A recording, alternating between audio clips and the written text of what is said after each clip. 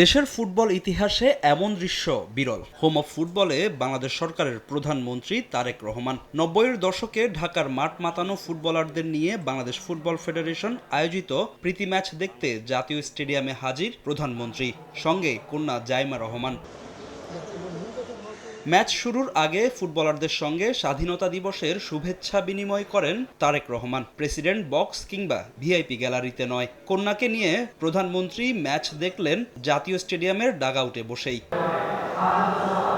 প্রধানমন্ত্রী নির্বাচিত হওয়ার পর এই প্রথমবার জাতীয় স্টেডিয়ামে তারেক রহমান। ক্রীড়াপ্রেমী সরকার প্রধান নিজের নির্বাচনী ইশতেহার অনুযায়ী খেলাধুলাকে প্রতিষ্ঠিত করতে চান পেশা হিসেবে, যার জন্য নতুন করে স্পোর্টস চালু করার কথা জানান তিনি। যে আমরা বাংলাদেশের ক্রীড়া জগতের নতুন প্লেয়ার আমরা তৈরি করতে চাই বিভিন্ন খেলায়, এবং পেশা ক্রীড়াকে প্রফেশনাল রূপ আমরা দিতে চাই, এবং সেজন্যই আমরা সিদ্ধান্ত নিয়েছি যে আমরা নতুন কুড়ি নামে যে অনুষ্ঠানটি ছিল, এখানে আমরা নতুন করে স্পোর্টসকে আমরা চালু করতে চাই। স্কুলগুলোর মধ্যে বিভিন্ন শ্রেণীর মধ্যে আমরা খেলার কম্পিটিশন শুরু করতে চাই। দলমত নির্বিশেষে সুস্থ ক্রীড়াঙ্গন গড়ে তুলতে চান প্রধানমন্ত্রী তারেক রহমান। আন্তর্জাতিক স্পোর্টস ইভেন্টগুলোতে বাংলাদেশের অংশগ্রহণ বাড়ানোর পাশাপাশি দেশের সম্মান বয়ে আনতে ভালো মানের ক্রীড়াবিদ তৈরিতে প্রাধান্য দিয়েছেন তিনি। বিভিন্ন আন্তর্জাতিক ফোরামে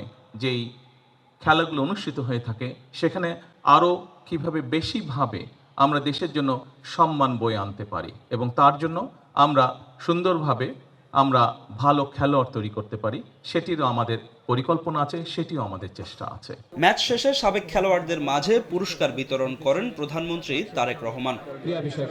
ফাহিম ইসলাম, সময় সংবাদ, ঢাকা।